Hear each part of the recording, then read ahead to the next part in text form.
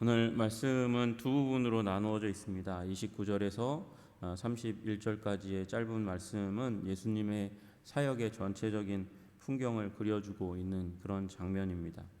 예수님께서 갈릴리 호숫가에 이르러서 산에 올라가서 많은 병자들이 주님께 오게 되는데 그들을 고쳐주시는 장면이 나오게 됩니다. 그리고 32절부터 39절까지는 이제 칠병이어 사건이라고 명명되어지는 사건이 일어납니다. 불과 한 장 전에 이제 5천 명을 먹이는 오병이어 사건이 나타나는데 이제 지금 이 현장에는 4천 명을 먹이는 칠병이어 사건이 일어나요. 비슷한 사건인데 혹시 이 마태가 헷갈려가지고 동일한 사건인데 두 번 기록한 건 아닐까? 뭐 이렇게 생각하는 분들도 있습니다. 그러나 여러분 그 말은 잘 모르고 하는 이야기입니다. 16장 보시면 16장 9절 10절에 예수님께서 그 사건을 따로따로 말씀하세요. 너희가 아직도 깨닫지 못하느냐? 떡 5개로 5천 명을 먹이고 죽은 것이 몇 바구니이며 떡 7개로 4천 명을 먹이고 죽은 것이 몇 광줄이었는지를 기억하지 못하느냐 이렇게 말씀하시면서 바로 16장에 가셔서 예수님께서 이 사건이 두 번에 걸쳐서 따로따로 일어난 이야기임을 말씀하고 계십니다. 그 가운데서 이제 예수님께서 이 비슷한 일을 하셨는데 이 비슷한 일을 하심에도 불구하고 그 대상이 다르다는 사실을 우리는 기억해야 할 겁니다. 여기 이 오병이어 사건과 칠병이어 사건은 떡이 7개고 그리고 우리가 편의상 칠병이어 이렇게 얘기하지만 이어가 아닐 가능성이 있습니다. 여기 이제 오늘 본문에 보면 두어마리라고 되어 있잖아요. 그러니까 두 마리가 아니고 세 마리일 수도 있어요. 그리고 영어 표현에는 a few라고 되어 있습니다. 몇 개 정도 이렇게 되어 있습니다. 그래서 칠병이어 편의상 칠병이어 사건을 주님께서 일으키셨으니 오병이어 사건과는 분명히 다릅니다. 또 다른 단어가 있다면 끝나고 나서 이제 그 남은 음식을 담는 가운데서 5천 명을 먹이고는 12바구니를 거두었고 떡 7개로 이제 4천 명을 먹이고 나서는 광주리에 담았다는 것이 다른 것이죠. 바구니와 광주리가 달라요. 우리 이 단어 자체가 원래 이제 여기 나와 있는 광주리와 바구니가 각각 다른 단어인데 코피노스라고 부르는 이 오병이어 사건에서 이제 음식을 담는 것은 유대인들이 정결 음식을 담는 도시락에 해당하는 거라고 보입니다. 그리고 여기 오늘 사건 가운데 나와 있는 여기 광주리는 스피리스라고 불리우는 이방인들이 주로 사용하는 그런 물건을 담는 그런 도구입니다. 그러니까 여러분 여기 나와 있는 칠병이어 사건의 주 대상은 누굴까요? 주 대상은 이방인일 가능성이 많습니다. 그러니까 오병이어 사건은 유대인을 향해서 베풀어진 예수 그리스도의 생명의 양식을 상징하는 생명의 양식을 나누어 주는 현장이고 오늘 여기는 이방인을 대상으로 하고 있다는 사실을 우리가 기억해야 돼요. 어떻게 이게 이방인이 이 자리 가운데 여기까지 지금 오게 되었을까요? 갈릴리 호숫가까지 어떻게 오게 되었을까요? 여러분 어저께 말씀 나누었던 수로보니게 여인, 가나안 여인을 주님께서 두로와 시돈 땅에서 고쳐주셨습니다. 악한 귀신 들린 자를 해방시키시는 놀라운 사건을 일으키셨고 예수님께서 그곳으로부터 다시 갈릴리로 돌아오는데 그 가운데서 이 소식의 소문을 들은 사람들이 소문의 소문을 듣고 소문의 소문 가운데 소망을 얻고 그리고 다시 한번 예수님을 찾아 나서는 그런 물결이 일어나게 된 것을 우리는 상상할 수 있는 것이죠. 그래서 그들이 어디까지 쫓아왔냐? 예수님의 발자취를 쫓아서 갈릴리 호숫가에 왔습니다. 갈릴리 호숫가에 이르러서 산에 예수님께서 올라가니까 거기에서 큰 무리가 예수님이 거기에 앉으시니 큰 무리가 다리 저는 사람과 장애인과 맹인과 말 못하는 사람과 기타 여럿을 데리고 왔다. 그러니까 예수님이 그들을 지금 기다리고 계셨던 거예요. 거기에 대기하시고 그들이 올 것을 기대하시고 그리고 기다리고 있는 예수님의 모습을 보고 계시는 것이죠.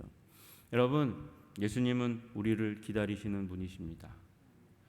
우리가 교회 처음 나올 때, 사람들의 초청을 받고 교회 처음 나올 때 우리 생각에는 우리가 스스로 결정해서 그래서 이 전에 처음 발걸음을 띄고 그리스도인이 되었다 이렇게 생각하는 분이 있을지 모르겠지만 여러분, 예수님이 미리 일하셨습니다.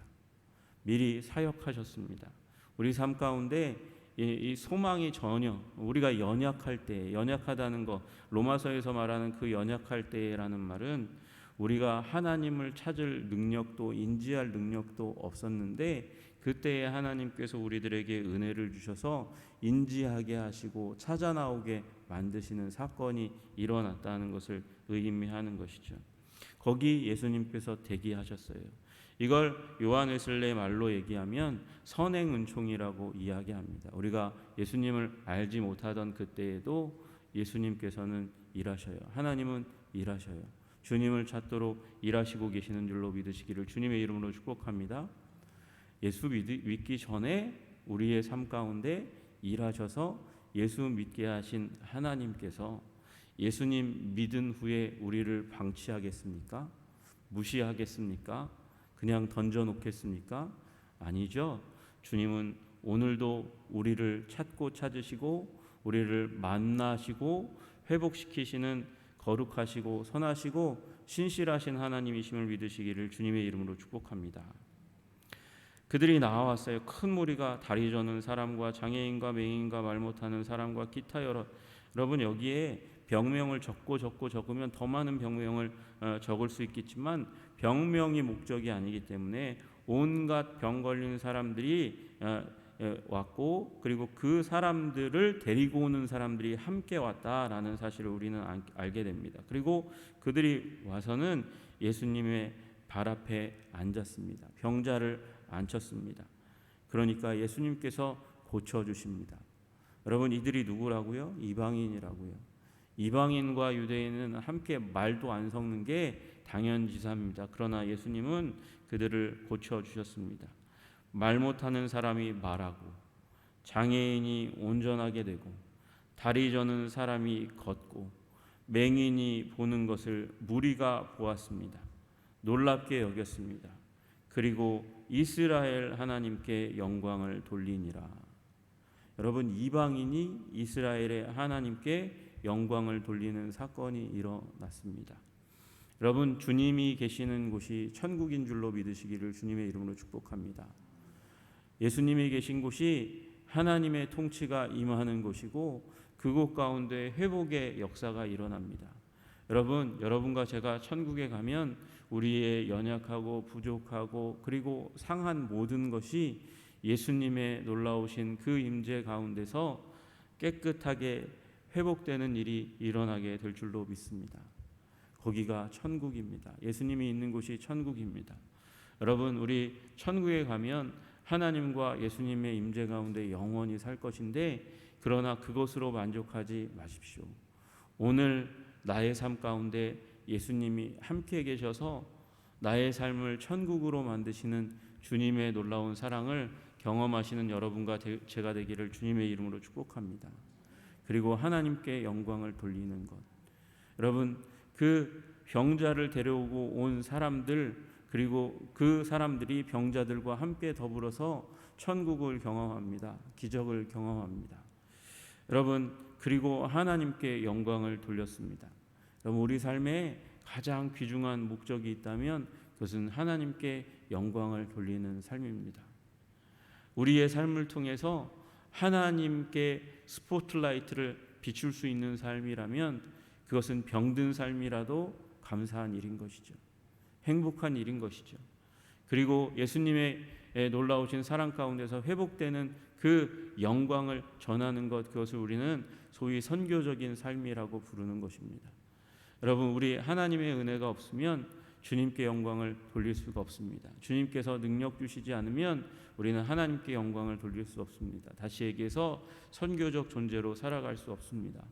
주님, 우리 한성교회에 주님의 임재 가운데 주님의 은혜와 능력을 받아들여서 주님께 영광 돌리는 선교적 존재로 살아갈 수 있도록 주님 붙들어 주시고 인도하여 주시옵소서. 여러분, 선교적 존재가 어떻게 된다고요? 영광을 돌리는 존재가 어떻게 된다고요? 여러분, 부족함이 있어도, 연약함이 있어도, 죄됨이 있어도, 병듦이 있어도, 그래도 예수님 곁에 머무르기로 결정하고 무릎 꿇고 앉고 그 은혜를 구하면 주님께서 역사하십니다. 그래서 선교적 존재가 되고 영광을 돌리는 존재가 되는 것입니다. 여러분, 삶에 문제가 있다고 하나님이 나를 사랑하지 않는 거야, 교회가 나를 알아주지 않는 거야 라고 여기지 마시고, 여러분, 그럼에도 불구하고 주님 붙드시는 여러분 되시기를 주님의 이름으로 축복합니다. 실병이어 사건은 별게 없습니다. 오병이어 사건과 크게 다르지 않습니다. 그렇잖아요? 다르지 않아요. 그런데 그렇게 여기 이 상황 가운데서 얼마나 이 사람들이, 이방인을 중심으로 하는 사람들이 얼마나 예수님의 은혜와 사랑을 구했으면, 여러분, 이들이 예수님 곁에 사흘임에 먹을 것이 없도다, 사흘이나 머물렀겠어요. 3일 동안이나 예수님 곁에 머무르면서 밤낮으로 예수님의 은혜를 구하는 모습을 보게 됩니다. 그만큼 사람이 많았다는 것을 의미하는 것이고, 예수님이 고단하게 사역하셨다는 것을 의미하는 것이죠. 예수님이 고단하게 사역을 하셨으니까 예수님이 많이 지치셨겠죠. 그럼에도 불구하고 예수님은 사랑하니까 주고 또 주고 싶은 거예요. 여러분, 이들을 고쳐주셨잖아요.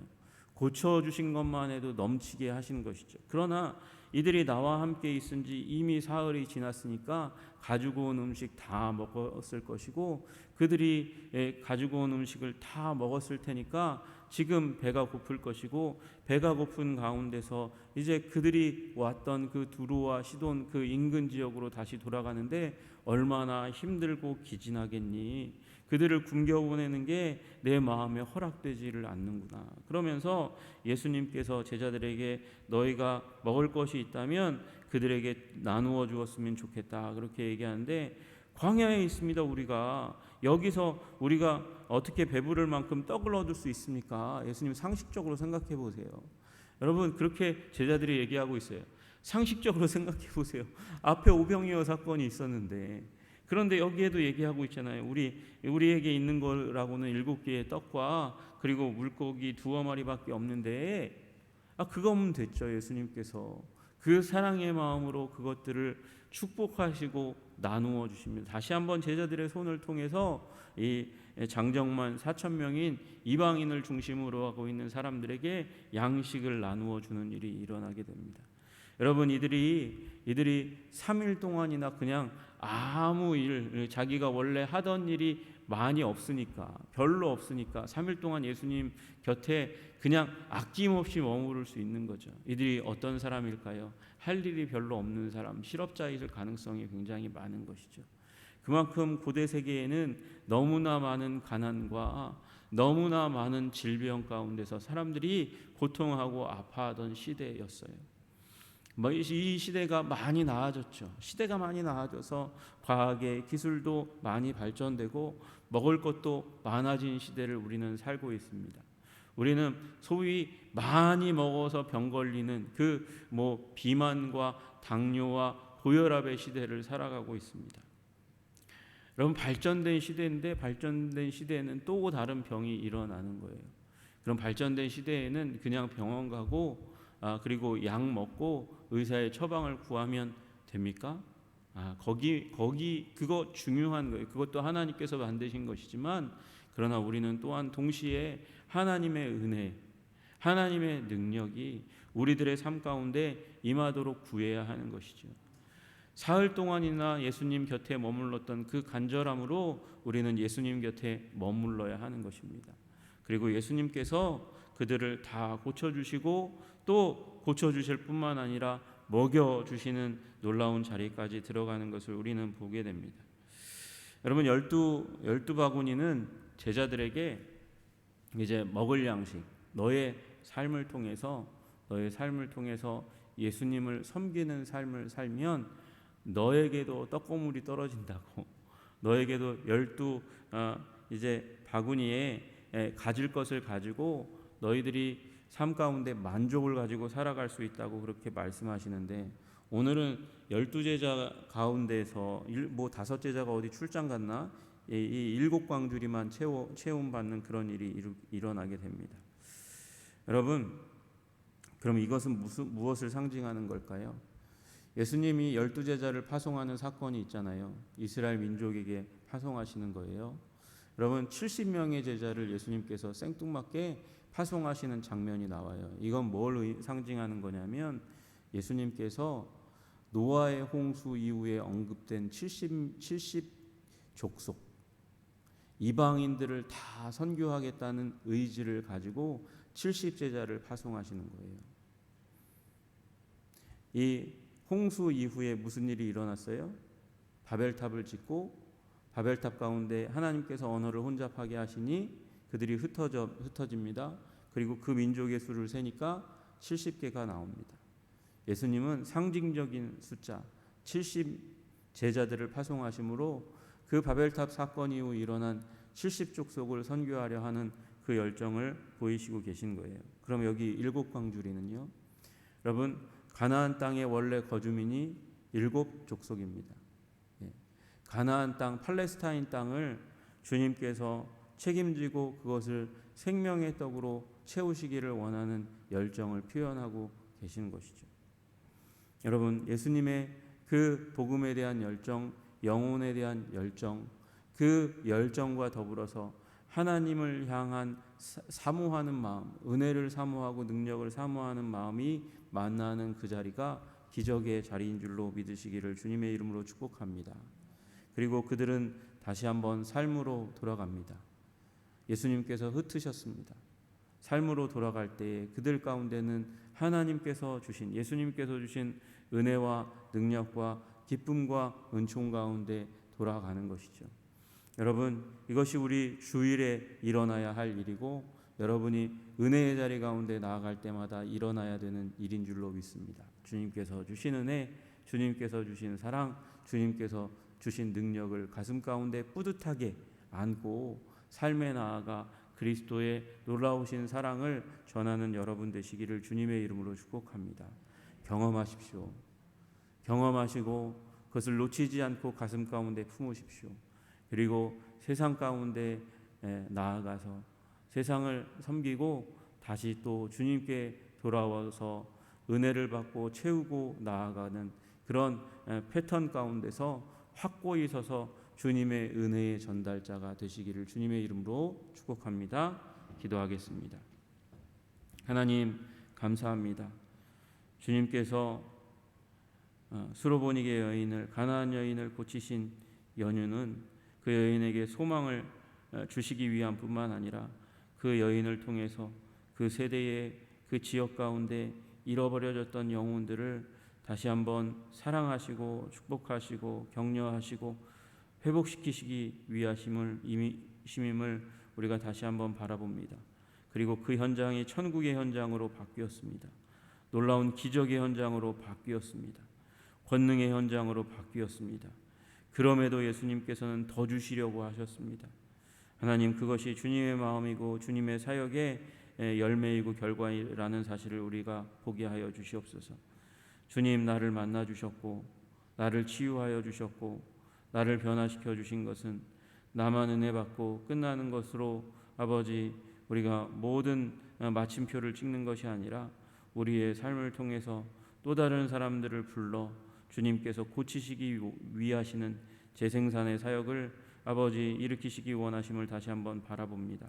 주님, 은혜를 주시고 또 채우시기 원하시는 그 하나님의 놀라우신 그 사랑의 마음, 권능의 마음을 읽고 하나님 주님 곁에 머물러 그 권능을 받아 누리는 우리들이 될 수 있도록 주님 도와주시옵소서.